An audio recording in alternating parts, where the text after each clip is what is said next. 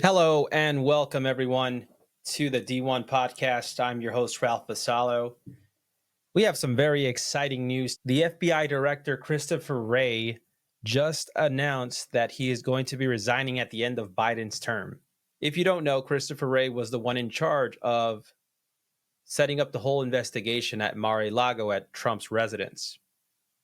These FBI officials were giving orders to shoot to kill if Trump did not cooperate. Just keep that in mind. This is the major reason why Christopher Wray is being asked to leave. And obviously, if Trump takes office, was probably going to get fired. So it's very smart of him to resign. That way he has more options and can do more things. No one likes to see someone getting fired as their resume. So this is exciting because Kash Patel now has a spot to fill. Kash Patel is an exciting pick, one that is going to be releasing probably the Epstein records, is going to be going after these people who think they can't go to jail or go to prison. For instance, Hillary Clinton, Fauci, and many others are probably a little bit afraid of Kash Patel because he is not afraid to go after them. And this is exciting because we might actually get some things done and clean the swamp once and for all in DC. Let's roll the clip. Here is CBS on FBI director resigning. FBI Director Christopher Wray told his staff today that he's stepping down in January at the end of Joe Biden's presidency. The head of the Federal Bureau of Investigation is a profoundly important job. The director oversees 38,000 employees that Wray says take 50 violent criminals off the streets every day. He highlighted the Bureau's success in seizing enough fentanyl in 2 years that could kill 270 million people and thwarting attacks in major American cities. Donald Trump hired Wray in 2017, but now the president-elect complains that Wray, quote, invaded his home in the search that turned up those classified documents. And the man set to replace Wray is one of Trump's most fiercely loyal associates, Kash Patel.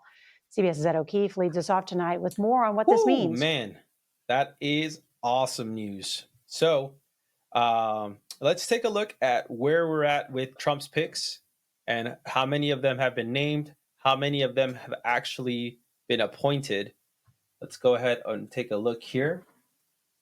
So here is the list. As you can see, there's many that still need Senate confirmation, but here is the ones that have been named that do not need Senate confirmation. As you can see, we've got a couple of really good picks here, especially Doge coming in hot with Elon Musk and Vivek Ramaswamy, looking to make better use of our taxpayer dollars. Now, as far as Kash Patel, obviously that still has to be approved by the Senate, but FBI director leaving makes that door open, right? So we are in good shape here. Funny enough, as the FBI director, Christopher Wray, is saying goodbye, Trump is actually saying hello to Time Magazine as the Person of the Year. Now, I don't know about you guys, but I have never seen such a comeback story ever. He went through adversity. He had to fight social media. He had his Twitter account banned back in the day. He created his own social media company so that he can have a voice. He literally got shot for trying to be the president again and fight for free speech and democracy. He almost got shot a second time. We had the left-wing media against him throughout this whole time. The debates were rigged. You had the FBI director, Christopher Wray, raiding his house at Mar-a-Lago. You had sexual assault cases being brought up in the election year.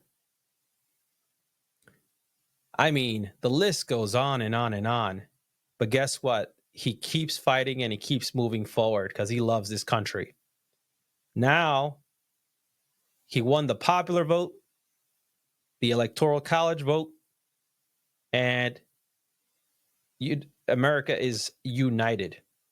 We are seeing a conservative wave come back to the United States.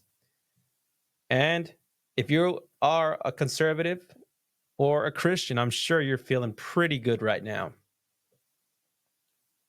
Check this out. Here is Times Magazine. We are joined now by Times Person of the Year, President-elect Donald Trump. Mr. Trump. Good morning. Last year, when Time did not choose you as Person of the Year and chose Angela Merkel, you said Time Magazine will never pick me as Person of the Year. They proved you wrong. How do you feel about this? Well, it's a great honor. It means a lot, especially me growing up reading Time Magazine. And, it's a very important magazine. And I've been lucky enough to be on the cover many times this year, and last year. But I consider this a very, very great honor. Well, I'm interested to hear you say that because, as Nancy Gibb has said this year and in the past, the magazine has always been willing to say it was a person who influenced events for better or for worse. So just confirming, you see this as a compliment, not some kind of condemnation. Well, as an example, when you say divided states of America, I didn't divide them. They're divided now. I mean, there's a lot of division. And we're going to put it back together, and we're going to have a country that's very well healed. And we're going to be a great economic force, and we're going to build up our military and safety, and we're going to do a lot of great things. And it's going to be something very special. But to be on the cover of Time Magazine as the Person of the Year is a tremendous honor. That is exciting news. However, we do have some things to worry about. Russia-Ukraine war is getting hot. A lot of missiles are being launched at Russia. So that's something that we still have to look out for, monitor that situation, and hope that we can end in peaceful terms very, very soon. We've got a couple of weeks to go before Trump is in office. So let's pray that Zelensky and that Putin don't rip each other's heads off, right? And at the end of the day, God first. Put all your worries on him, and he'll take care of the rest.